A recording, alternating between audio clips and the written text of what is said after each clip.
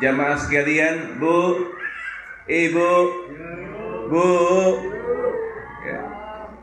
Silakan buat perencanaan. Namanya resolusi. Ya Allah, saya punya rencana tahun ini bisa umroh ya Allah, amin.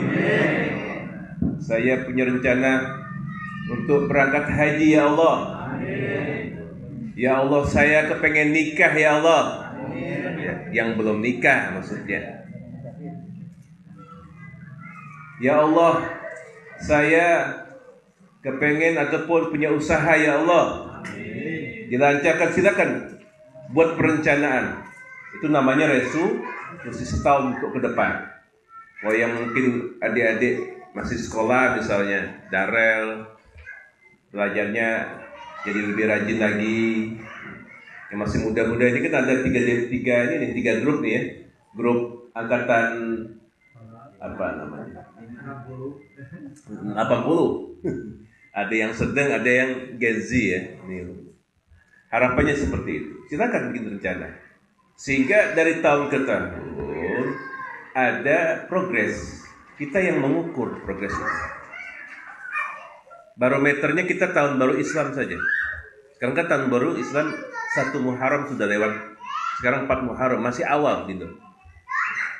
Jadi kita ngitung juga pengajian kita dari ini setahun lah anggap. Ya kan, berarti 1447 kita mulai, sekarang 1048, berarti tahun kedua kita. Lebih gampang hitungnya Sasaru kan. Memang segitu kita waktu itu kan. Habis Idul Adha baru maksimal kita ngaji. Kalau dari Lampung kan. Salawat teriring salam tercurahkan kepada baginda Rasul Nabi Yuna Muhammad sallallahu alaihi wasallam. Hadirin hadirat yang dimuliakan Allah Ta'ala, kita awali jumpa kita malam hari ini sama-sama baca basmalah. Bismillahirrahmanirrahim. Baik, saya tidak panjang nanti. Saya buka sesi tanya jawab sampai jam 9-an. Kita lanjutkan dulu terkait semangat kita menuntut ilmu. Kalau kemarin sudah kita bahas tentang dalilnya, Quran surat Al-Mujadilah ayat berapa? 11. Allah akan mengangkat derajat kepada satu yang siapa? Orang yang beriman. Kemudian yang kedua, orang yang berilmu beberapa derajat. Itu jelas jaminan Allah Ta'ala. Nah sekarang saya tambahin. Jadi ada dalam qaul, ya, kalau untuk hadisnya masih kita tidak bahas untuk itunya, tapi ada qaul mengatakan kun aliman, kun aliman, au muta'alliman, ya kan? Au muhibban, wala takun khamisan. Yang keempat apa bang, lupa saya. Jadilah orang yang berilmu, kun aliman. Ketika kita bisa Allah titipkan ilmu, baik itu ilmu agama maupun ilmu umum ya. Catatannya ilmu agama atau ilmu umum. Qudrullah maliki, Allah titipi ilmu yang sedikit ini bisa mengajarkan, maliki sampaikan. Baliguani walau ayat. Jadilah seorang alim, orang yang berilmu. Belajar terus. Kemarin kita telah bahas bahwasanya thalabul ilmi minal mahdi ilal lahdi. Tuntutlah ilmu dari sejak buayan sampai dengan liang lahat. Artinya enggak ada kata berhenti sampai kita meninggal. Itu. Kun aliman yang pertama. Jadilah seorang yang alim, yang berilmu. Kemudian kun aliman au muta'alliman. Yang kedua, atau orang yang belajar. Artinya apa? Maliki juga sampai saat ini masih belajar terus. Ketika ada porsinya mengajarkan, berarti dia seorang alim ataupun seorang ustadz mengajarkan. Kalau Bang Dadi mengajarkan bisnis, nanti kan itu pun mengajarkan aliman juga, Dindo. Untuk bisnis ada porsi-porsinya. Au muta'alliman, atau orang yang belajar. Hari ini Qudrullah saya di depan, Bang Roni di samping mendengarkan. Berarti sedang belajar muta'aliman. Semua. Sharing kalau lebih tepatnya. Dia tidak ada merasa nanti dia lebih tahu gitu kan. Kalau sharing kan lebih aman. Au muta'alliman, orang yang suka belajar. Karena semakin kita keinginannya lebih besar, itu semakin bagus. Semakin kecil kita, semakin penasaran kita ilmu-ilmu Allah. Kun aliman au muta'alliman, kemudian au muhibban, atau orang yang cinta. Dia nggak hadir memang, tapi dia nggak mengolok-olok, dia tidak menghardik, dia cinta orang-orang yang belajar. Ya mungkin dia berkesempatan hadir saja, tapi dia tidak melarang, tidak mengolok-olok. Dia cinta kepada proses belajar mengajar itu. Mungkin didoain ya Ustaz Sarul ya, supaya istiqomah kita semua jadi cinta, minimal cinta.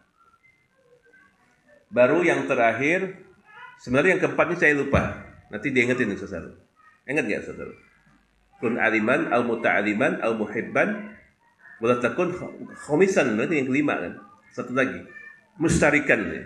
Orang yang ikut, muhibban, yang ikut walaupun dia nggak terlalu jadi ngikut aja udah support. Baru wala takun khomisan, dan janganlah jadi orang yang kelima. Siapa orang yang kelima? Udah dia nggak alim, nggak mau belajar, nggak cinta majelis, nggak mau ngikut, pokoknya ngeliatin doang, bahkan mengolok-olok, merasa paling pinter. Itu orang yang wala takun khamisan. Jadi kalau orang nggak mau belajar itu sombong sebenarnya, nggak mau belajar dia. Jadi kalau ini langsung komen gitu kan, belum tahu ilmu langsung komen. Jadi asumsinya asumsi liar. Kun aliman au muta'aliman au muhibban au mustarikan wala takun khamisan, dan janganlah jadi orang yang kelima. Udah nggak mau ngaji, cuman sok tahu, sok pintar dan seterusnya. Jangan sampai ya yang kelima. Minimal kita cinta majelis saja itu masya Allah. Makanya kemarin kita bahas ya, ada jider ngaji nyender gitu kan, ya mesti masuk lah. Minimal kan cinta lah dengerin gitu kan jider. Mana yang jider? Aku jider. Jider lu atau jider? Ada yang jider di mobil. Nah, ini kan alhamdulillah ya, aku doang atau nih izin nih. Biar nggak pegel. Jider. Ngaji sambil nyender, nggak apa-apa. Masih bisa. Kalau apa? Jitur. Ada jituk. Ngaji sambil ngantuk. Pas kopi datang bangun dia mulai. Nggak apa-apa juga. Hadir di majelis kan muhibban dia, cinta dia paling enggak. Tahu jitur apa? Tidur. Satu lagi jidur, ngaji sambil tidur. Pas giliran, wah makan bangun dia. Suka ada tidur di itu kan. Jadi ada jiping, ada jider, ada jituk, ada jidur. Ngaji kuping aja udah bagus tuh dengerin, mau dateng kan. Jider sambil nyender nggak ada masalah. Kemudian jituk, ngaji sambil ngantuk gini-gini gitu kan, capean beliau kan. Mau masih nyimak kan, ditanya masuk. Yang terakhir ngaji sambil tidur, nggak apa-apa. Ada berkah di dalamnya. Ya, wala takun khabisan, dan janganlah jadi orang yang kelima. Udah nggak suka, nggak mau belajar. Nauzubillah. Ya, itu kesimpulannya ya. Jadi tidur itu yang paling apa kayak. Kalau kita apa nih posisinya? Jiping. Sekarang jiping, kita buka juga tanya jawab. Terima kasih. Saya buka tanya jawab. Silakan, ada yang mau nanya perihal apa saja fikih. Pak, foto. Ini Anda tuh nih kalau langsung direspon. Pak Ari. Bantu. Ini. Hah? Soal salam kenal Pak. Kasih nama Pak nanti. Apa sebutkan nama?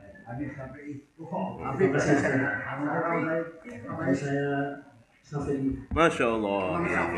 Wah, nyambung. Terima kasih Pak. Tadi berkaitan dengan cara kita banyak mendengar, adalah salah satu juga hikmah kita mendengarkan ilmu. Yang menjadi pertanyaan, kita bisa menurut kebaikan Betul. orang lain. Yuk ngaji. Tapi sedangkan dia tidak berangkat atau tidak menghadiri tingkatan itu. Bahkan janji Allah,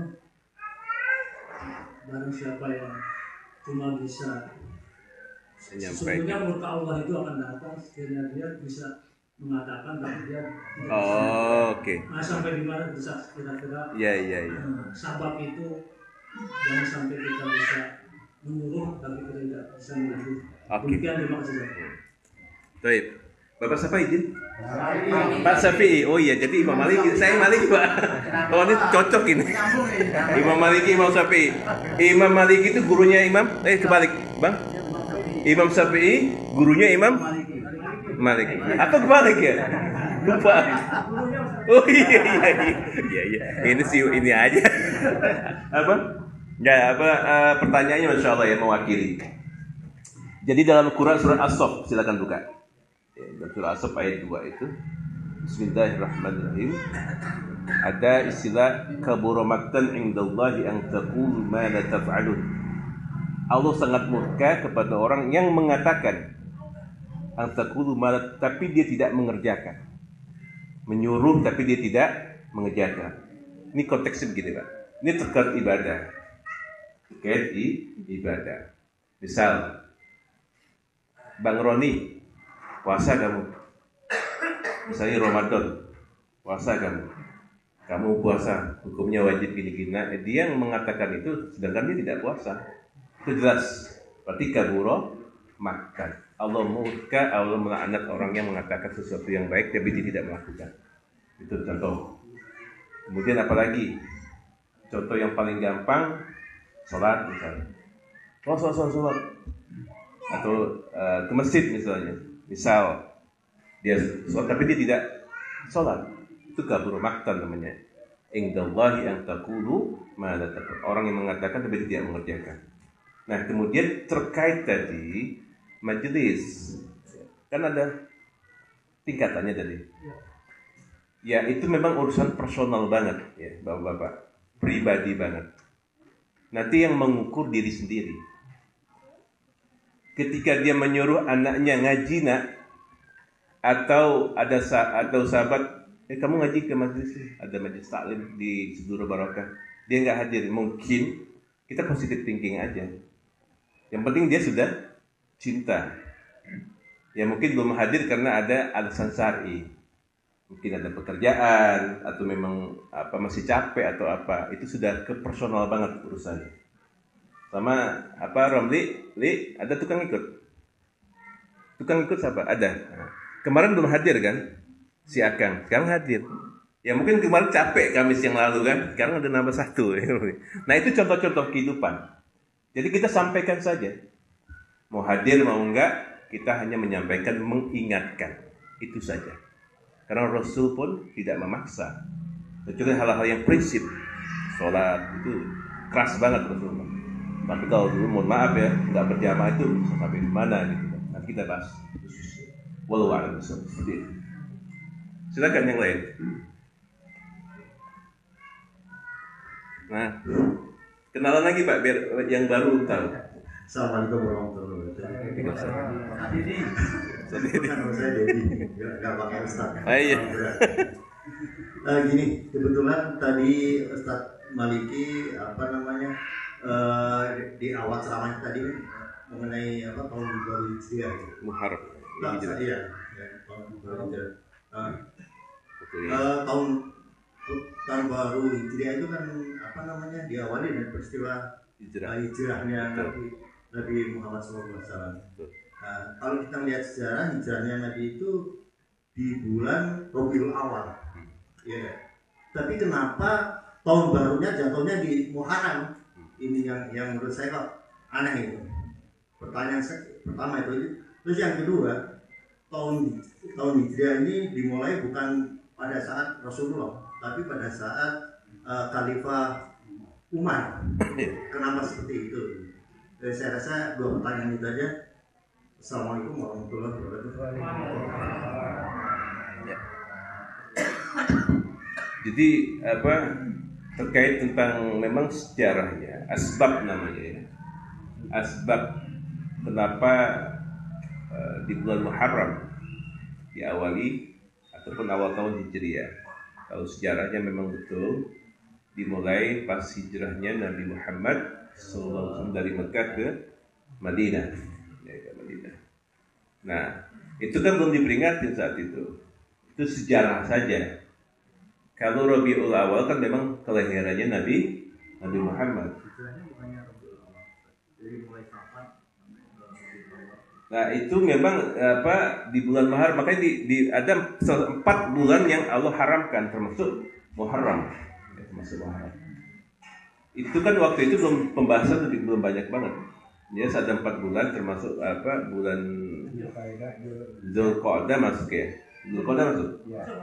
Zulhijjah masuk sama Syawal ya. Rajab yang Arba'ul Ashhur. Ya. Bulan Rajab, bulan Zulqa'dah, bulan Zulhijjah sama Muharram. Nah, itu kesepakatan ulama saja sebenarnya. Makanya diperingatkan itu pun di zamannya Khalifah Umar bin Khattab sama seperti mengadakan tarawih. Tarawih zaman Rasul itu nggak ada. Adanya Qiyamul Lail namanya, malam hari. Itu pun Rasul hanya 3 hari saja berjamaah di masjid, selanjutnya pulang ke rumah. Itu aja gambarannya Pak. Tapi untuk detailnya nanti kita diskusi lagi. Untuk kenapa harus bulan Muharram, itu kesepakatan ulama saja untuk mengawali kan. Jadi bukan pas awal hijrahnya itu. Kalau awal hijrah kan awal itu memang aku belum tahu kalau awal hijrah. Ada yang tahu awal hijrah itu bulan apa? Muharram nggak itu? Bukan Muharram. Berarti ngambil pasti ada penjelasan, nanti kita lihat lagi. Safar kalau misalnya. Safar ya? Iya, kalau Safar. Bisa Sarul. Tambahin. Awalnya sama. Ya. Awalnya Safar ya. Mungkin ada kesepakatan itu biasanya ulama supaya menentukan awal. Ada isna asyar namanya di dalam Al-Quran. Ya. Nanti saya akan bukanya lagi. Itu PR Pak Didi ya. Nanti saya jelaskan lagi untuk detailnya. Oke, lanjut. Wallahu a'lam bishawab. Yang muda.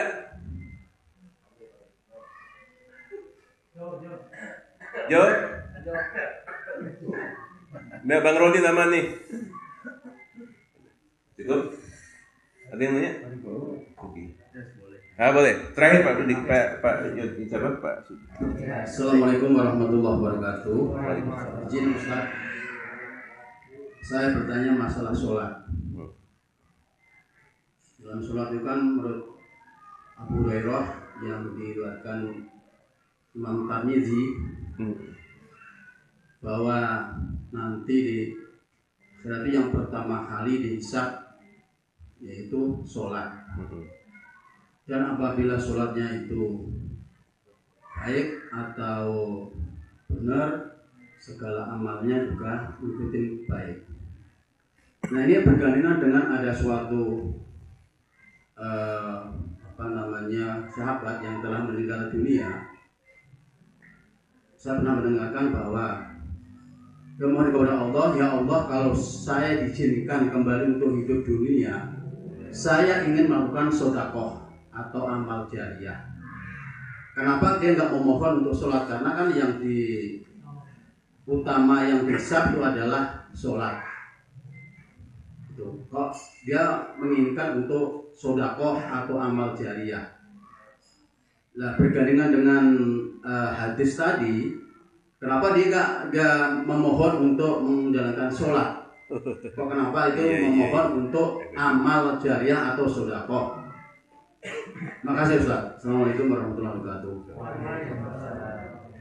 Iya, tayyib ya. Pertanyaannya Masya Allah Pak Sugi. Perenungannya dalam itu Pak. Iya, jadi dalam surat Al-Munafiq itu, Bismillahirrahmanirrahim. Laula akhartani ila ajalin qarib fa asaddaq. Jika nanti seorang mayit meninggal dunia, memang betul dia tidak minta untuk perbaiki sholatnya, tapi apa yang dia minta, akhartani ila ajalin qarib fa asaddaq, maka aku pengen bersedekah. Itu ada Al-Munafiq. Nah, ini terkait tentang hadis tadi, fondamen memang hadis yang terjadi tadi sahih gitu. Yang pertama kali ditanya itu adalah as-shalah.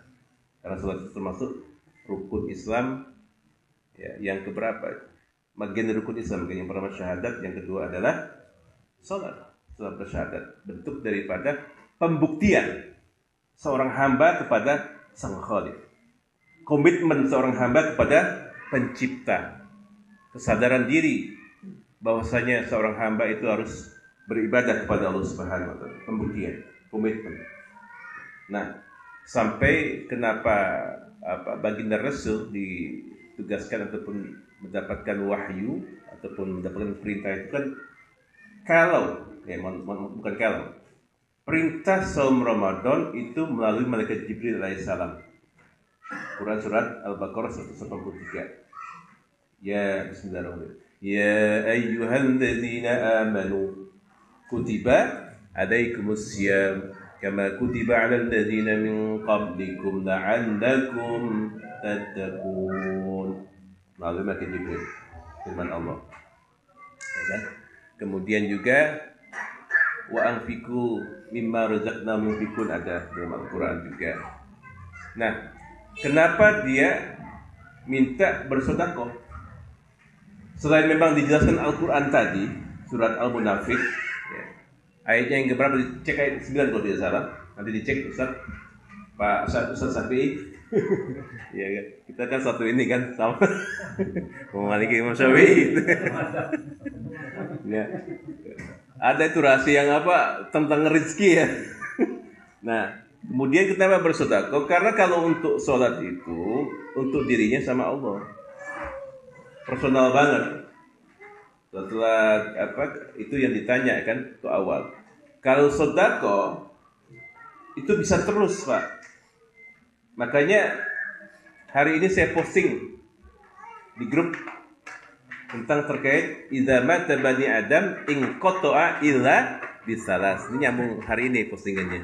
Bang Sarul, jika anak Adam meninggal dunia maka terputus tiga perkara, 3 hal atau perkara. Yang pertama yang masih lanjut adalah shadaqatun jariyah. Ini jawabannya. Ada masjid bangun ataupun lagi renovasi butuh semen 10 sak, kita kasih 1 sak misalnya, 2 sak. Nah, ketika dikasihkan dan digunakan selama dipakai untuk ibadah, maka mengalir. Itu rahasianya. Kenapa minta sedekah? Kemudian apa lagi? Nah, sedekah itu memang tidak mesti materi saja. Jadi perbedaan sedekah dengan infak ini perlu diketahui. Ya. Kalau sedekah senyum saja sudah sedekah.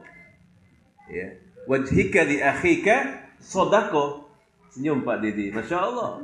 Itu sudah sedekah. Asal jangan senyum sendiri boleh kalau dapat duit banyak. Biasa kalau dapat telepon dari Bang Dani kan, alhamdulillah sendiri. Berarti ada something gitu ya.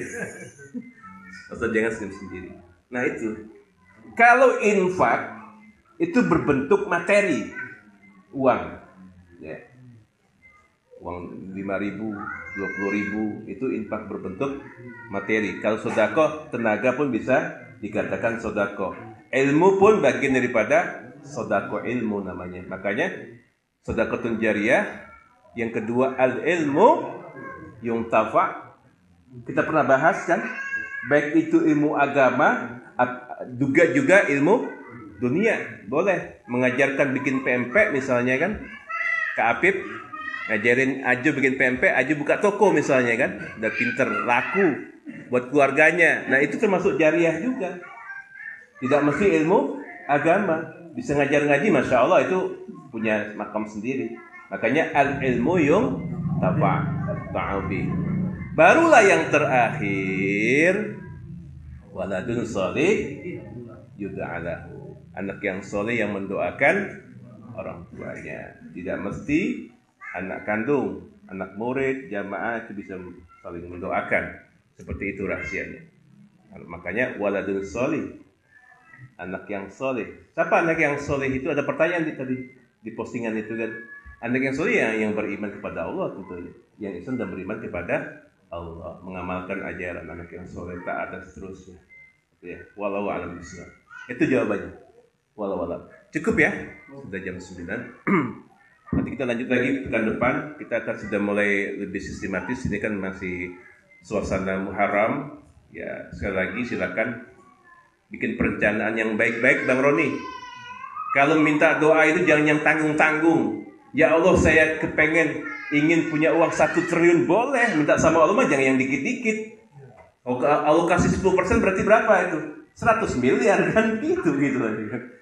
Doa minta sama Allah yang kecil-kecil jangan. Kalau minta yang besar-besar ya punya mobil, nggak apa-apa untuk urusan dunia. Tapi terlebih adalah jaga iman Islam kita, itu yang utama. Minta dunia pun dibolehkan, nggak ada larangan. Karena Abdurrahman bin Auf, kemudian Abu Bakar As-Siddiq, semua itu pengusaha. Utsman bin Affan, mereka orang-orang kaya. Tapi jadikan harta kita itu untuk bersedekah. Tidak dipegang dalam hati, tapi sebatas tangan saja. Bantu. Itu. Orang kan enak kita punya harta. Ada apa-apa, bantu. Ada apa-apa. Wasilah kebaikan kita insyaallah. Ya. Demikianlah. Kalau yang ada yang salah mohon maaf. Harapannya tahun ini tentunya lebih baik. Yang belum dapat jodoh Allah semoga jodoh yang terbaik. Yang belum dapat kerjaan Allah berikan kerjaan yang baik. Yang usahanya mungkin lagi kurang baik menjadi baik, sukses semuanya. Terlepas adalah kesehatan kita dan semua yang hadir hari ini selamat di dunia wal akhirah. Al-Fatihah. Billahi minasyaitonir rajim. Bismillahirrahmanirrahim.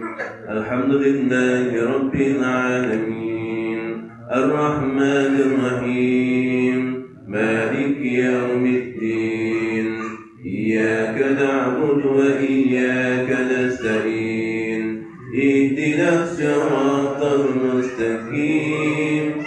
Siratal ladzina an'amta 'alaihim ghairil maghdubi 'alaihim waladdallin.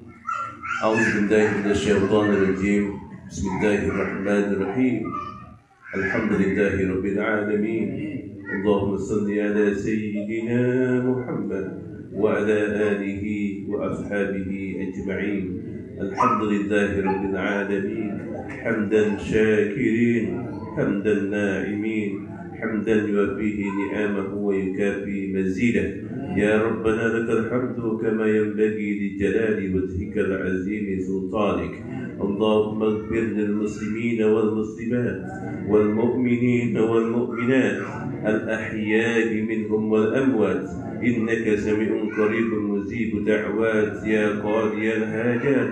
اللهم اغفر لنا ذنوبنا ولوالدينا وارحمهما كما ربياني صغيرا. اللهم اغفر لهم وارحمهم وعافه واعف عنهم.